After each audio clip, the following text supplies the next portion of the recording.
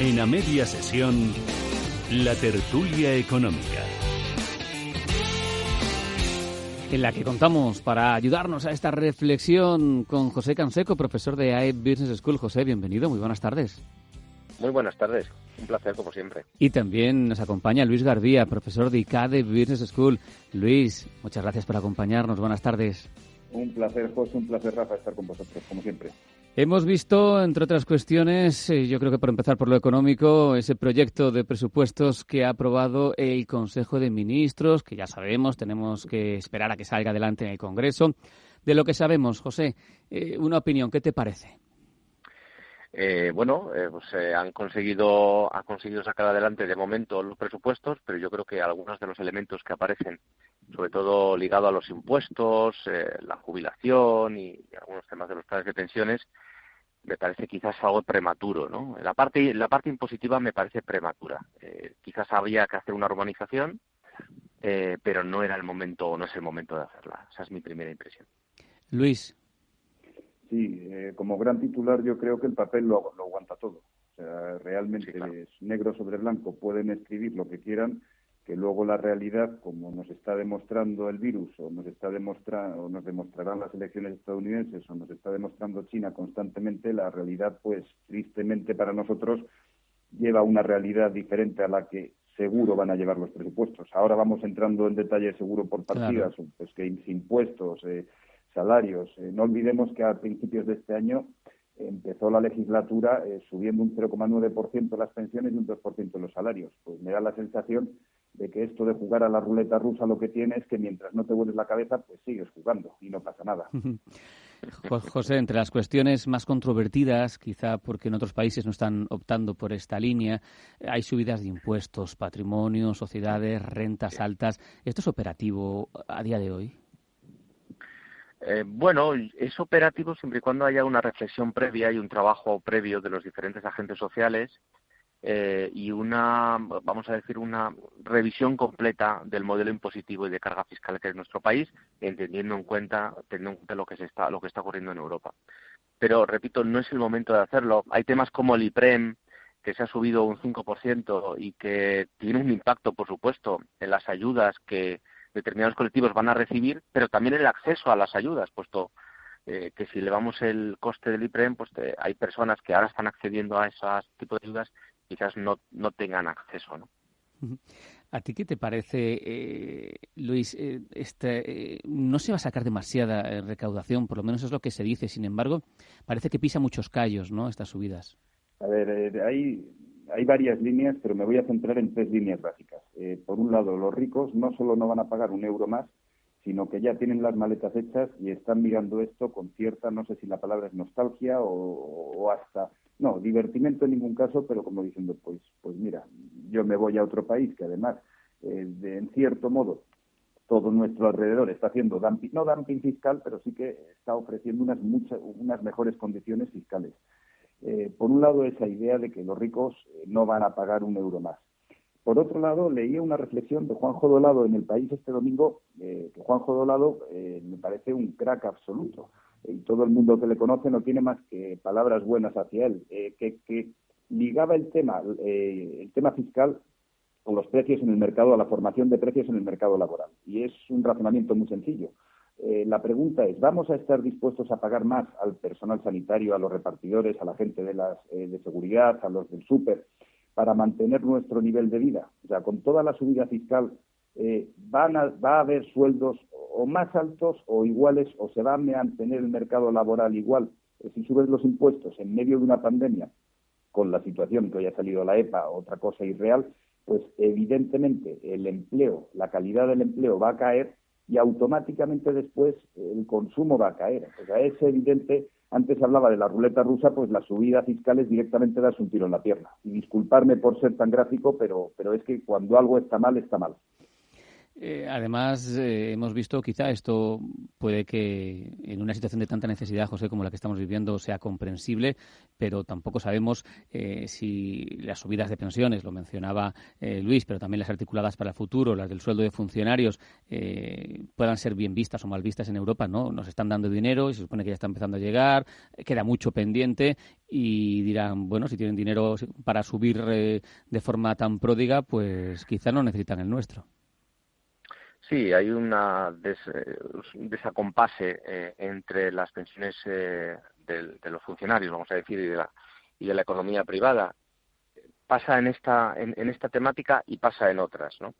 En el caso de la empresa privada se están hipotecando generaciones futuras, donde les vamos a pedir jornadas o tiempos, perdón, de jubilación muy largos, perdón, de trabajo muy largos, que Claro. tengo mucho retorno y me cuesta hablar, ¿eh? Sí. Le vamos a pedir periodos de trabajo muy largos, muy largos, donde precisamente el mercado está en el signo contrario. Tenemos un mercado laboral donde en torno a los 30 años el profesional, con suerte, empieza a encadenar contratos temporales y empieza a afianzar o empieza a desarrollar una carrera profesional, y le estamos obligando a que trabaje hasta los 70 años o va a ser hasta los 75, donde va a haber un montón de cortes en su carrera profesional y donde seguramente a partir de los 50 o 55 años tenga una problemática ligada a la cotización. Por tanto, estamos hipotecando las generaciones futuras y no estamos dando cuenta de que tenemos un problema que se llama baby boom, que estamos empezando a sufrir, pero que luego el mercado laboral va a sufrir cambios. Tenemos que tener una visión mucho más a largo plazo, y en el caso de las jubilaciones, perdón, las cotizaciones, en absoluto lo estamos haciendo bien.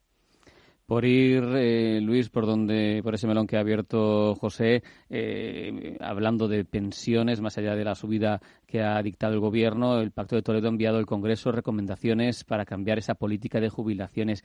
¿Qué impresión te producen, Luis?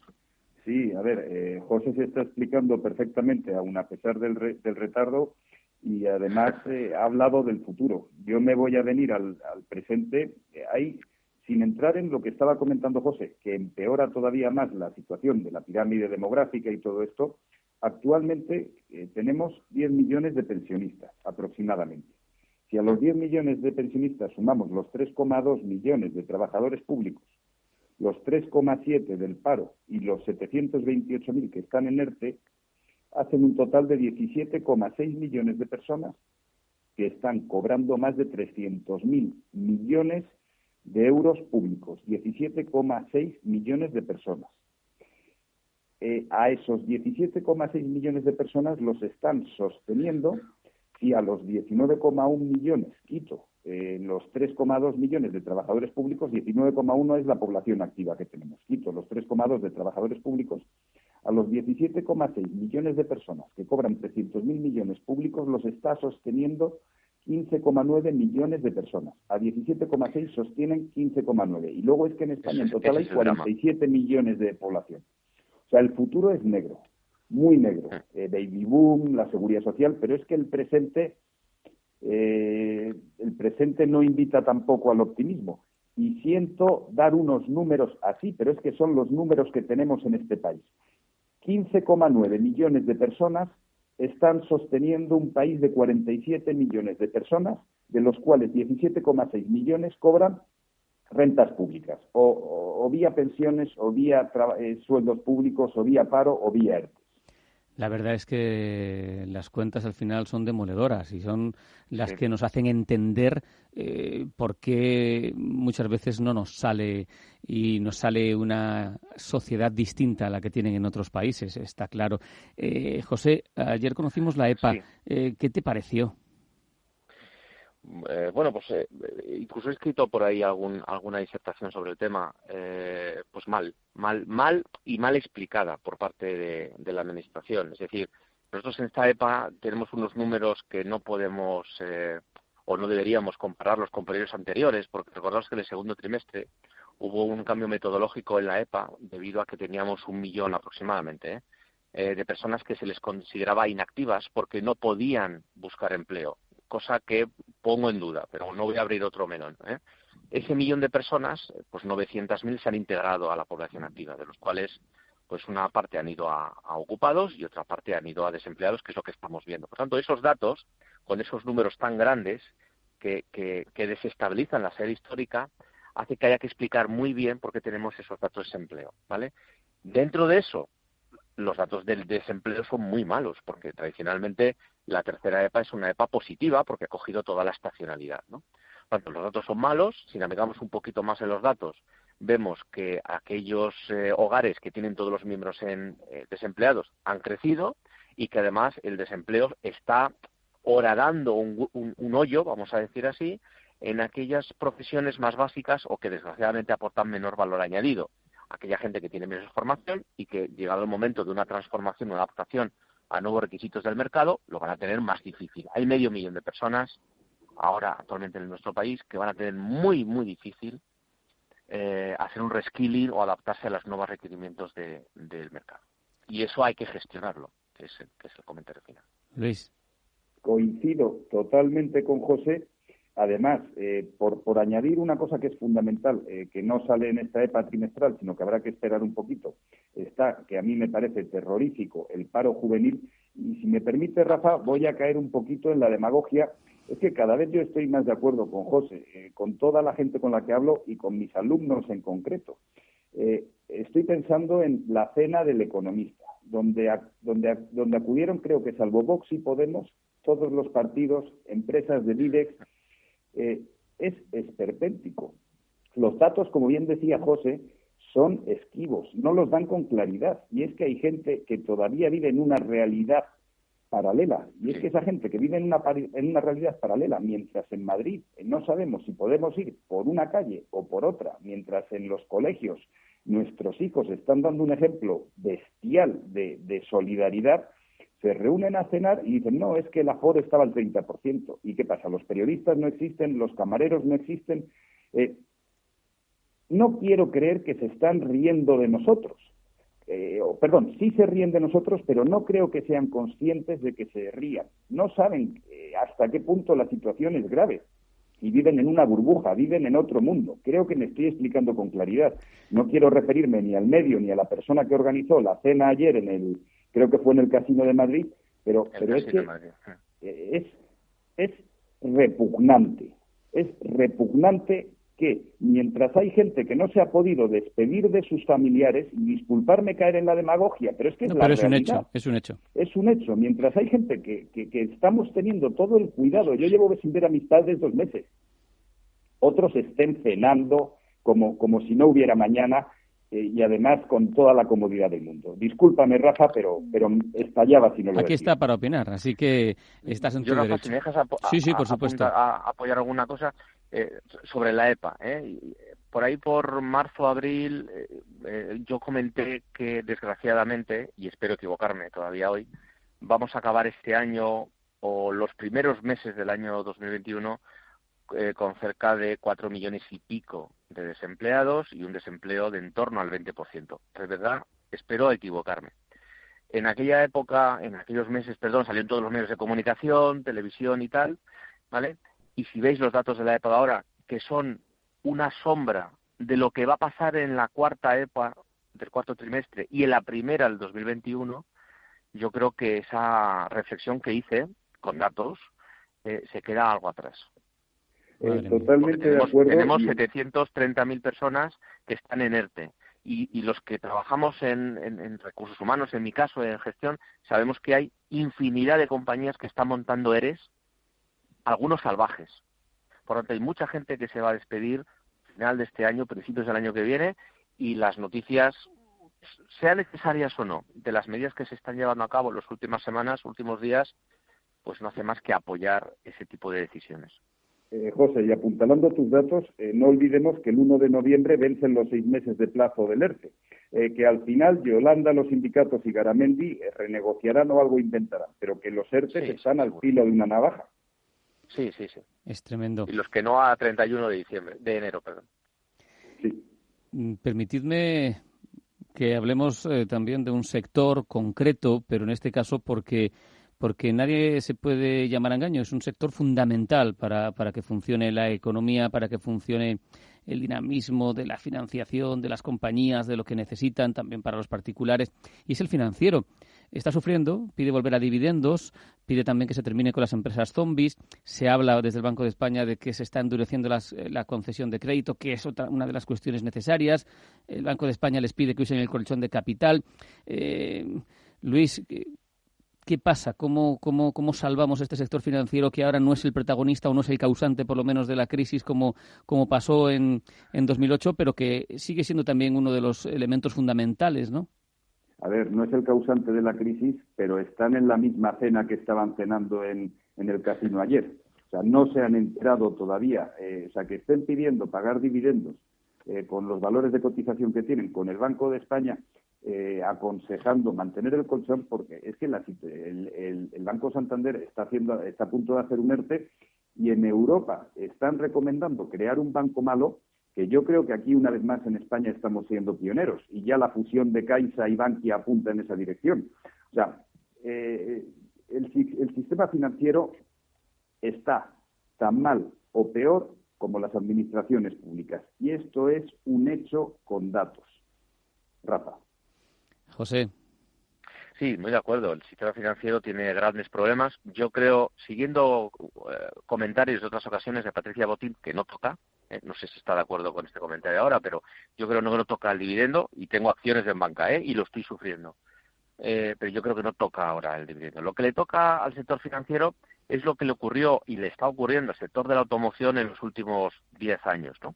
Vino Tesla y se reían de Tesla, y ahora todo el mundo se está reconvirtiendo para ir al rebufo de Tesla, que les lleva 10 años.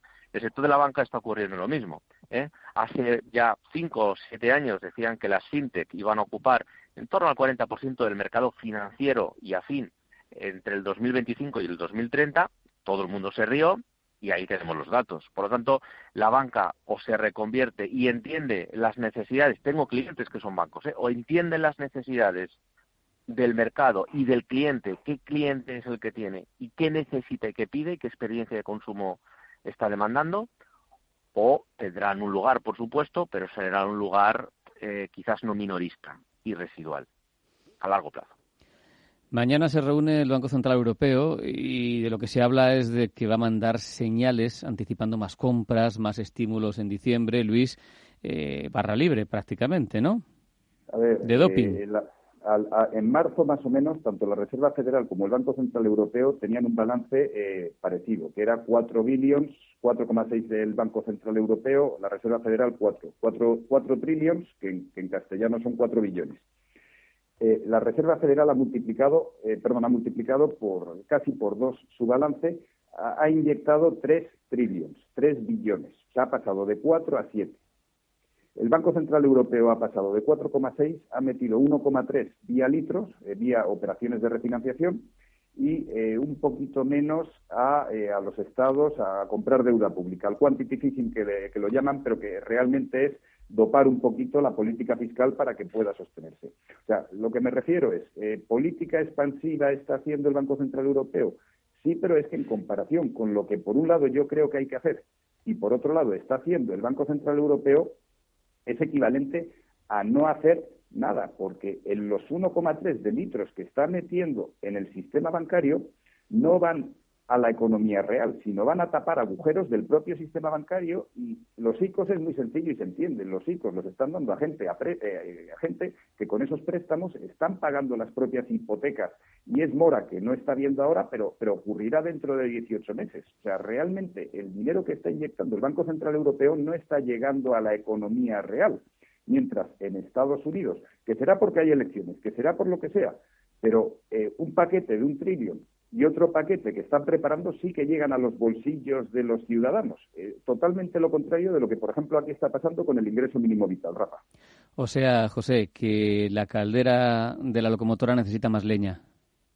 Sí, bueno, ya sabes que mi expertise no es financiero, pero da la sensación de que están aguantando el sistema para que no reviente la caldera, siguiendo tu símil, pero cuando todo esto pase es posible que haya que cambiar la arquitectura de la caldera y el sistema, porque las cosas ya no funcionan. El otro día estuve viendo en Netflix La Gran Estafa, sobre la crisis provocada por Lehman Brothers y otros, y recomiendo a los oyentes que la vean, porque tenemos que aprender las cosas que han pasado hace unos años y no tantos.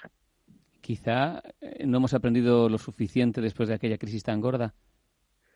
Aún así, la naturaleza de esta crisis es diferente a la del 2008. Ahora lo que estamos haciendo con la caldera es, sobre la marcha la estamos cambiando, y ahí quiero pensar que Europa, estoy pensando en los euros digitales y estoy pensando en el dinero del Banco Central digital, que de cara al ciudadano, la operativa va a seguir siendo igual, pero el hecho de que podamos depositar dinero directamente en cuentas del Banco Central hace que el agregado monetario M3 no crezca aumentando la base monetaria, es decir, protege al sistema de la inflación al mismo tiempo que adapta y actualiza ese sistema a la nueva economía digital. Lo que pasa es que con esta foto que estoy dibujando en un minuto dejamos completamente excluido al sistema financiero tradicional, empezando por los bancos. Pues no nos da tiempo para más. Se nos ha acabado esta tertulia interesante, extremadamente económica hoy, gracias a la ayuda de José y de Luis. Muchas gracias a los dos. Hablamos en breve. Cuidaos. Un abrazo.